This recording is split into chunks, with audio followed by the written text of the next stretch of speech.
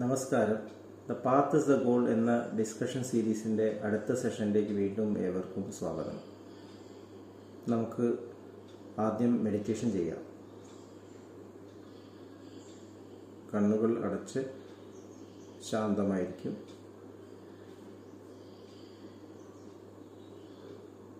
ഭൂമി മാതാവിനോടും സർവചരാചരങ്ങളോടും അന്തരീക്ഷത്തോടും കൃതജ്ഞത രേഖപ്പെടുത്തും. ഭൂമി മാതാവിൽ നിന്നുമുള്ള ഹീലിംഗ് എനർജി കാലുകളിലൂടെ പ്രവേശിച്ച് ശരീരം മുഴുവൻ വ്യാപിക്കുന്നതായും ശരീരത്തിലെ എല്ലാ ഭാഗങ്ങളെയും എല്ലാ കോശങ്ങളെയും റിലാക്സ് ചെയ്യാൻ സഹായിക്കുന്നതായും അനുഭവിക്കും.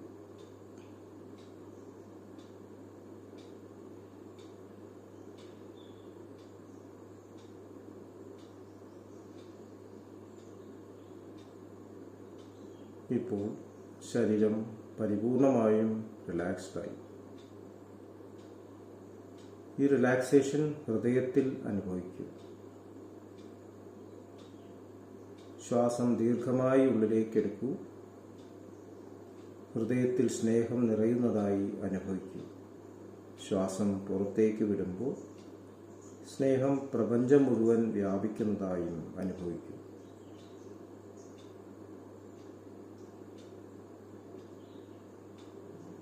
ഹൃദയത്തിൽ കുടികൊള്ളുന്ന സ്നേഹത്തിൻ്റെ സ്രോതസ്സിൽ നിന്ന് ഉദ്ഭവിക്കുന്ന ദിവ്യപ്രകാശം മനസ്സിനെ ആകർഷിക്കുന്നതായി അനുഭവിക്കൂ.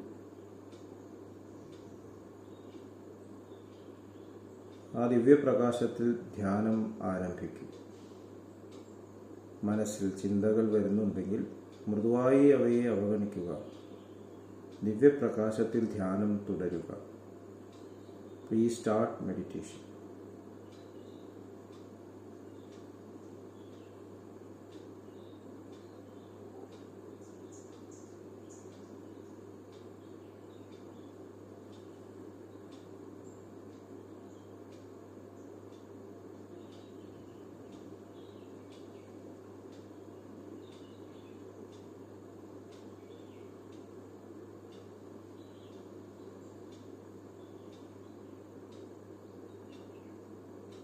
ഓക്കെ, ആ കണ്ടീഷൻ ഹൃദയത്തിൽ നിലനിർത്തി പതുക്കെ കണ്ണുകൾ തുറക്കും.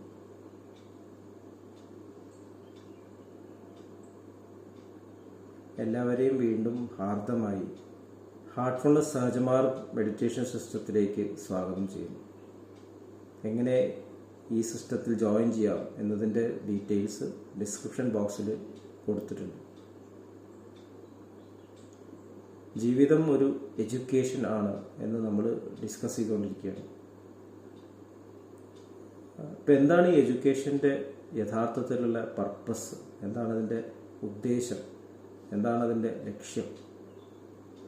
നമ്മൾ ഈ ജീവിതത്തിൻ്റെ ഉദ്ദേശത്തെക്കുറിച്ച് തന്നെ ആലോചിക്കാറുണ്ടോ? നമ്മൾ സാധന ചതുഷ്ടയത്തിൽ ഷഡ് സമ്പത്തികളിൽ ശ്രദ്ധ എന്നുള്ള ആ ഒരു പദം കഴിഞ്ഞ് സമാധാനം എന്നുള്ള ആ സ്റ്റേറ്റിലേക്ക് നീങ്ങിക്കൊണ്ടിരിക്കുകയാണ്. അപ്പം അതിനു മുമ്പേ നമുക്ക് ഒന്നുകൂടിയും നമ്മുടെ ജീവിതത്തിലെ പർപ്പസിനെ കുറിച്ച് ഒന്ന് ചിന്തിക്കേണ്ട ആവശ്യമുണ്ട്. ഈ ഭൂമിയിലേക്ക് നമ്മൾ കടന്നു വരുന്നത് അമ്മയുടെ ഗർഭപാത്രത്തിൽ ഒരു ഭ്രൂണമായി തുടങ്ങിയതിന് ശേഷമാണ്. അച്ഛനിൽ നിന്ന് വന്ന സ്പേമും അമ്മയുടെ അണ്ടവും യോജിച്ച് ഒരു ഭ്രൂണം ഉണ്ടാവുന്നു.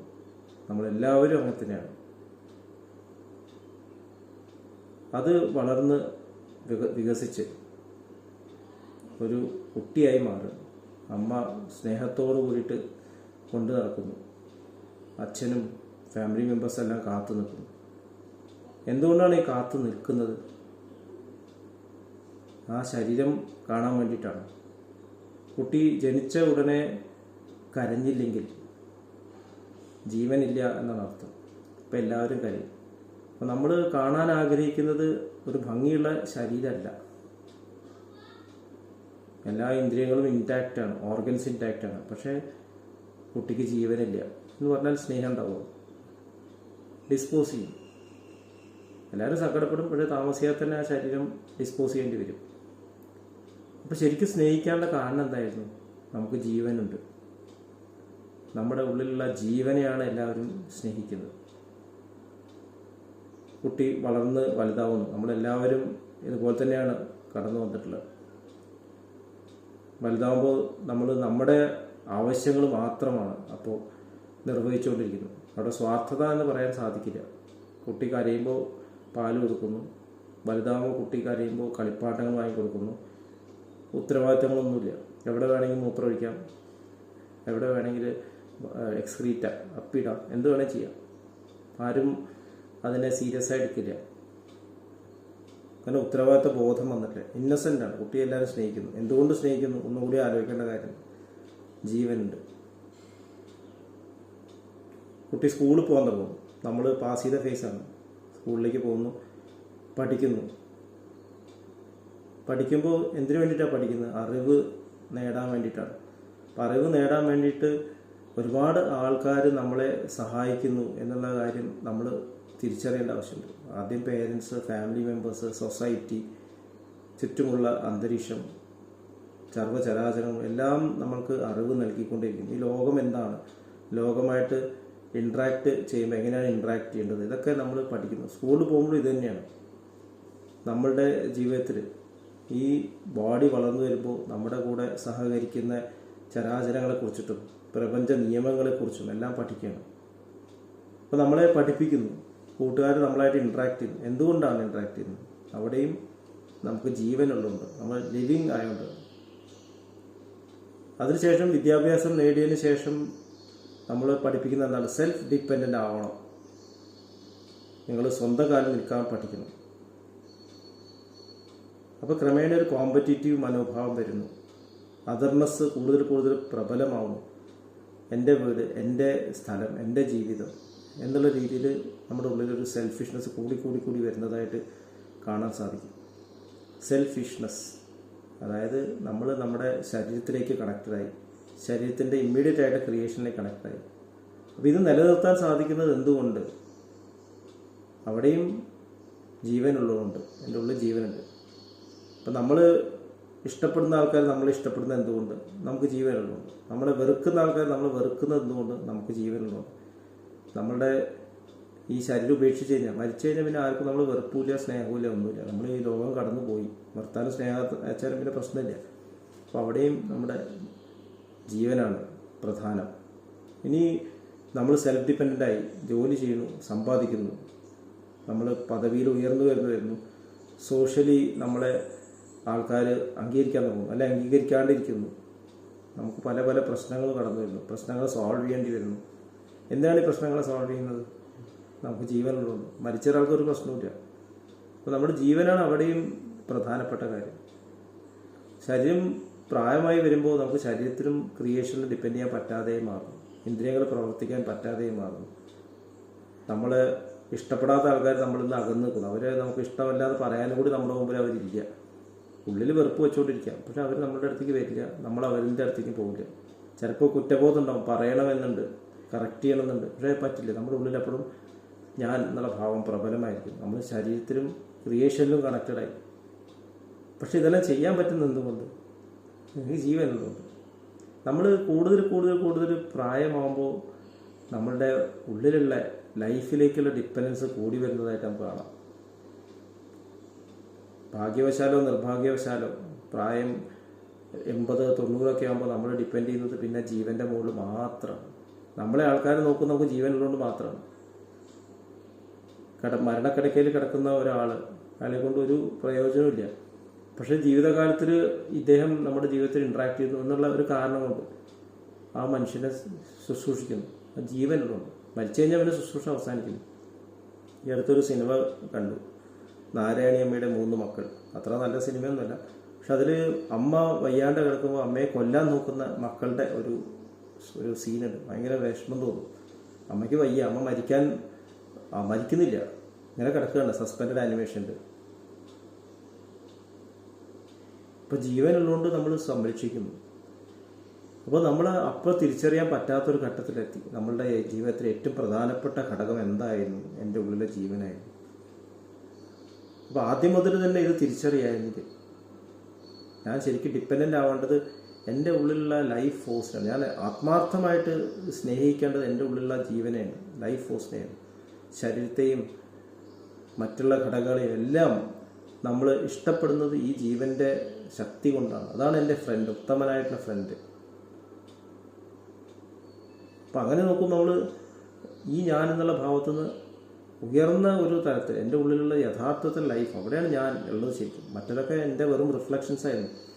നമ്മൾ ചന്ദ്രൻ ഒരു തടാകത്തിൽ പ്രകാശിക്കുമ്പോൾ ചന്ദ്രൻ്റെ റിഫ്ലക്ഷൻസ് കാണും. പക്ഷേ റിഫ്ലക്ഷൻ അല്ലല്ലോ, ചന്ദ്രനാണ് ഒറിജിനൽ. അതിൽ ഓരോ റിപ്പിൾസ് ഉണ്ടെങ്കിൽ ഓരോ റിപ്പിളും ഒരു ചന്ദ്രനെ ചിലപ്പോൾ കാണും. ഒരു മിറർ വെക്കുകയാണ്, എല്ലാത്തിനും ചന്ദ്രന്മാരെ കാണും. അതുപോലെ നമ്മുടെ ഉള്ളിലുള്ള ജീവൻ പല പ്രതിബിംബങ്ങളായിട്ട് നമ്മളിൽ റിഫ്ലക്റ്റ് ചെയ്യും. ശരിക്കുള്ള ഉള്ളിലുള്ളൊരു ഞാൻ അവിടെയുണ്ട്. അതിലേക്ക് കണക്ട് ചെയ്തിട്ട് അതായിട്ട് നമുക്ക് ജീവിക്കാൻ സാധിക്കുകയാണെങ്കിൽ നമ്മുടെ ജീവിതത്തിൻ്റെ ആ പർപ്പസ് നമുക്ക് ഫുൾഫിൽ ചെയ്യാൻ സാധിക്കും.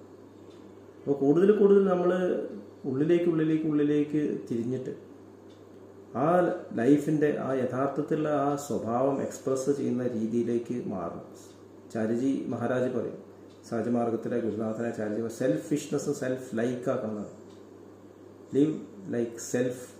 നമ്മൾ യഥാർത്ഥത്തിലുള്ള സെൽഫായിട്ട്, ഹയർ സെൽഫായിട്ട്, ശരിയായിട്ടുള്ള ഫൈനൽ വേർഷനായിട്ട് ജീവിക്കും. കാരണം അതാണ് നമുക്ക് ഇവിടെ ശക്തി നൽകിയത്, അതാണ് നമുക്ക് ഇവിടെ എല്ലാ പ്രവർത്തനവും ചെയ്യാനുള്ള സഹായം നൽകിയത്, അതുകൊണ്ടാണ് നമ്മളെല്ലാവരും സ്നേഹിക്കുന്നത്.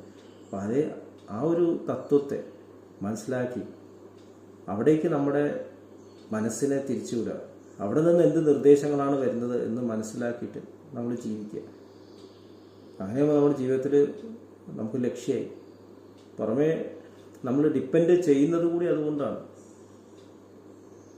അപ്പോൾ ക്രമേണ അതർനെസ് ഇല്ലാണ്ടായി മാറുന്നത് കാണാൻ സാധിക്കും. നമ്മുടെ സ്വാർത്ഥത ഇല്ലാണ്ടായി മാറുന്നത് കാണാൻ സാധിക്കും.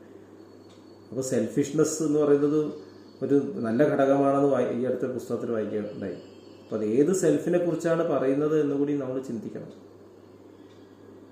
ഇപ്പോൾ സെൽഫിഷ്നെസ്സിനെ കുറിച്ച് പറയുന്ന ആൾക്കാരും അറിയാതെ തന്നെ തൻ്റെ ഉള്ളിലുള്ള റിയൽ സെൽഫിൻ്റെ മൂല്യങ്ങളെക്കുറിച്ച് അവർ അറിയാതെ പറഞ്ഞു പോകുന്നു. അപ്പോൾ ഹയ്യസ്റ്റ് മൂല്യം എൻ്റെ ഉള്ളിലുള്ള ഹയ്യർ സെൽഫ്, അതാണ് എപ്പോഴും എല്ലായ്പ്പോഴും മാറ്റമില്ലാതെ അവിടെ നിലകൊള്ളുന്നത്. അതുതന്നെയാണ് ആധ്യാത്മികതയും പറയുന്നത്.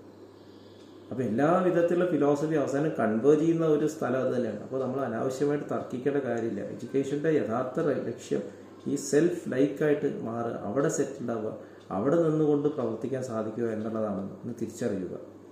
ഇത്രയും പറഞ്ഞുകൊണ്ട് ഇന്നത്തെ ഡിസ്കഷൻ ഇവിടെ അവസാനിപ്പിക്കുന്നു. അടുത്ത സെഷനിൽ നമുക്ക് ഷഡ്സമ്പത്തികൾ തുടരാം. നന്ദി, നമസ്കാരം.